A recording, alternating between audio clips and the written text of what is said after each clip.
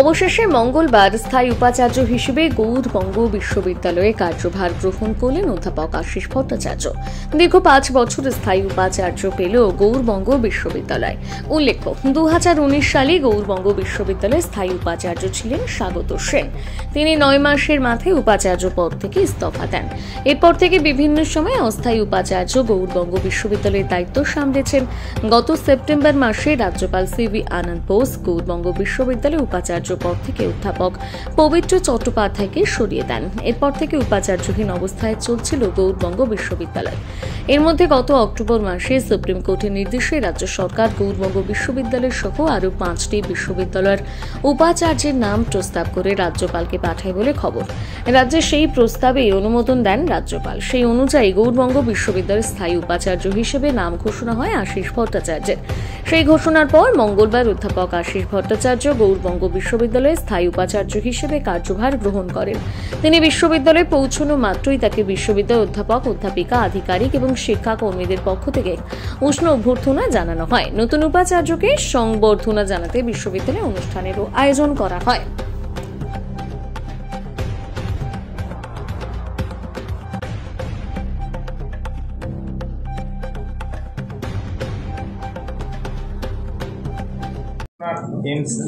ভাবনা কিভাবে আপনাকে রূপায়িত করবে, কি চিন্তা?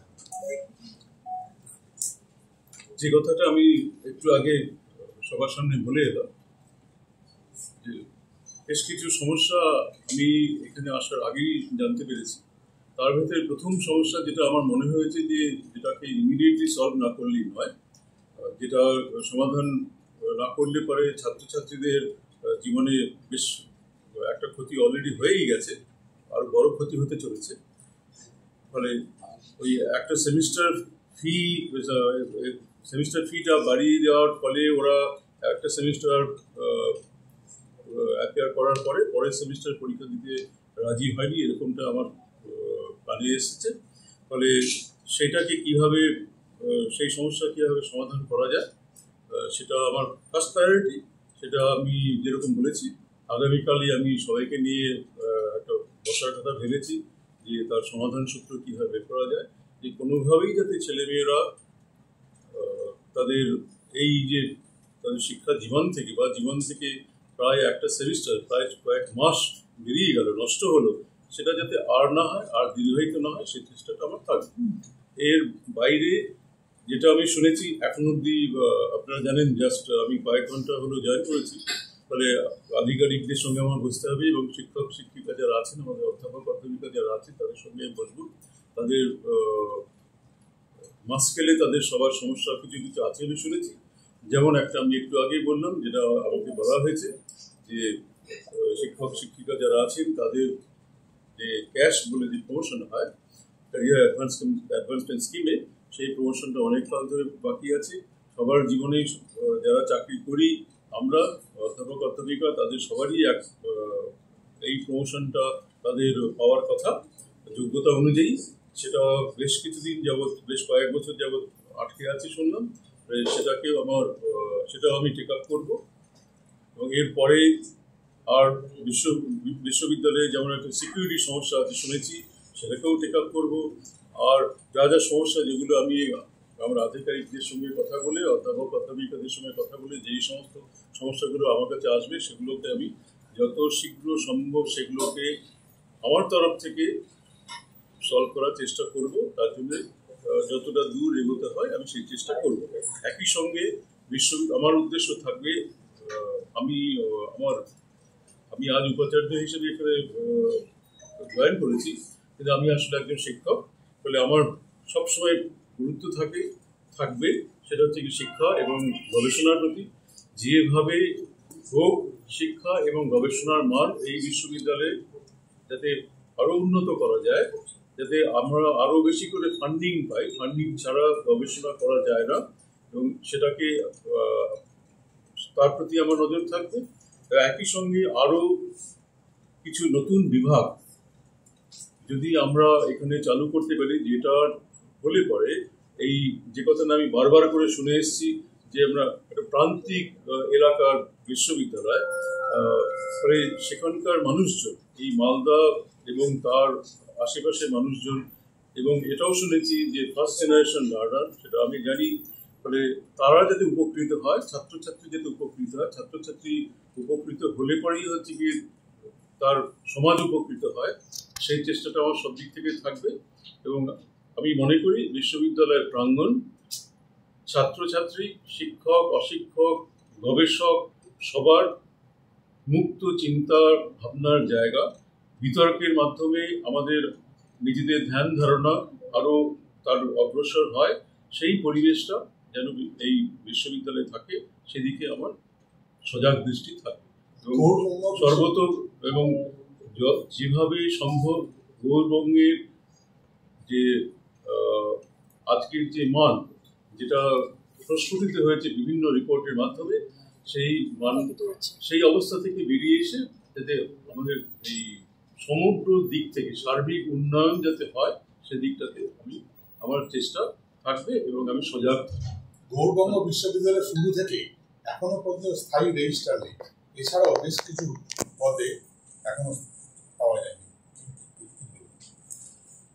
আমি জানি যে যেটুকু খবর আমি পেয়েছি তাতে কিছু এমবার্গো আছে, এবং এখনো যিনি রেজিস্ট্রার আছেন তার উনি অ্যাক্টিং রেজিস্ট্রার, তার এক্সটেনশন খুব সম্ভবত ফেব্রুয়ারি মাস অব্দি আছে, এবং আরও বেশ কিছু আধিকারিক পোস্ট ফাঁকা আছে আমি জানি। অবশ্যই ইমিডিয়েটলি সেগুলো আমি টেক আপ করবো, যাতে এগুলো থেকে স্থায়ী পদে স্থায়ীভাবে কাউকে নিযুক্ত করা যায়, সেই প্রচেষ্টা আমার থাকবে। এই বিশ্ববিদ্যালয়ে দেখা গেছে একজন শিক্ষক তার ছেলে পরীক্ষা দিচ্ছে এবং পরীক্ষার সাথে সে যুক্ত, এখনো সে বহালতবিতে এখানে আছে, পরীক্ষাও পাস এবং ছেলের রেজাল্ট অ্যালাউ করে দেওয়া হয়েছে। বেশ, আপনি কি জানতে চাইছেন? না, এই ধরনের চলে এরকম, আমি আপনার কাছ থেকে এটা শুনলাম, এবং আগেও আমি সংবাদপত্রে দেখতে পেয়েছি। আমি আজ জয়েন করেছি, সত্য বিচার করব, করে এরকম ঘটনা কখনো ঘটবে না, আমি মালদাবাসীকে আমি আপনাদের মাধ্যমে নিশ্চিন্ত করছি। স্বচ্ছতা, দুর্নীতি আমি জানি সেটা, এবং যতটা সম্ভব আমি চেষ্টা করব। আমি আগেই বলেছি যে স্বচ্ছতা বজায় রাখার আমার কর্তব্য, এবং দুর্নীতিমুক্ত একটা প্রশাসন যাতে চলে, এবং এটা তো কোনো প্রাইভেট অর্গানাইজেশন নয়, এটা শিক্ষা প্রতিষ্ঠান, শিক্ষা প্রতিষ্ঠানের গরিমা যাতে কালিমালিপ্ত না হয় সেই চেষ্টা আমি সবসময় করব। এবং একই সঙ্গে আমি মিডিয়া বন্ধুদেরকেও অনুরোধ করব যে আপনাদেরও একটি বড় এখানে রোল রয়েছে। আসলে আপনারা যা বলবেন হয়তো আপনাদের কিছু বাধ্যবাধকতা থাকে। আমি বেশ কিছু খবরের কাগজে দেখেছি, টিভিতেও দেখেছি যে নিউজ কিভাবে আপনারা প্রেজেন্ট করছেন তার উপরই হচ্ছে কি ডিপেন্ড করে। আসলে মানুষ সেটাই শোনে, সেটাই পড়ে, সেটাই বিশ্বাস করে যায়, কতটা সত্যি কতটা মিথ্যে সেটা যাচাই আর করে না। ফলে আপনাদেরকে অনুরোধ যে আমরা আপনারা দেখেওছেন যে একটু আগেও সবাই বলেছেন যে বহুকাল এখানে স্থায়ী পদে কোনো উপাচার্য ছিলেন না। স্বাভাবিকভাবে স্থায়ী উপাচার্য না থাকলে পরে একটি প্রতিষ্ঠানে অনেক সমস্যা থাকে, সেই সমস্যাগুলো হচ্ছে কি একের পর এক সেগুলো বেড়েছে এবং তার গভীরতাও বেড়েছে। এই সমস্যাগুলোকে দূর করার চেষ্টা আমি করব, এবং তাতে আপনাদের সহযোগিতা দরকার, যাতে গৌরবঙ্গ বিশ্ববিদ্যালয় ভালো হয়। এবং এইখানকার মানুষের দেখো এই বিশ্ববিদ্যালয় এর তৈরির পেছনে কারা কারা ছিলেন আপনারা আমার থেকে ভালো জানবেন, এবং বিশ্ববিদ্যালয়ে যারা শিক্ষা কর্মী আছেন, অধ্যাপক অধ্যাপিকা, ছাত্র ছাত্রী, গবেষক, এর বাইরেও যেটা আমাদেরকে দরকার হয় একটা বিশ্ববিদ্যালয় এর মতো প্রতিষ্ঠান চালাতে গেলে, সেটা হচ্ছে কি যারা বিশ্ববিদ্যালয়ের হিতাকাঙ্ক্ষী যারা আছেন, অভিভাবক যারা আছেন, তাদের সবার সহানুভূতি এবং হচ্ছে কি তাদের সাহায্য আমাদেরকে দরকার হয়। ফলে তাদেরকে বিশ্ববিদ্যালয়ে কি ঘটছে না সেটাকে সত্যি করে তুলে ধরার ক্ষমতা আপনাদেরই আছে। ফলে আপনারা যেটা বলবেন সবাই সেটা বিশ্বাস করে, সেদিক থেকে আমার মনে হয় আমার অনুরোধ আপনাদের কাছে যে আপনারা একটু সজাগ থাকবেন। সেটা আমি জানি, হ্যাঁ সেটা হয়নি, সেই বললাম যে বিভিন্ন কারণে হয়ে ওঠেনি। অবশ্যই সেটা আমার নজরে আছে এবং জানি সেটা যতটা শীঘ্র সম্ভব হয় যে আমি চেষ্টা করবো, কারণ অনেক ছাত্রছাত্রী এতে উপকৃত হয়।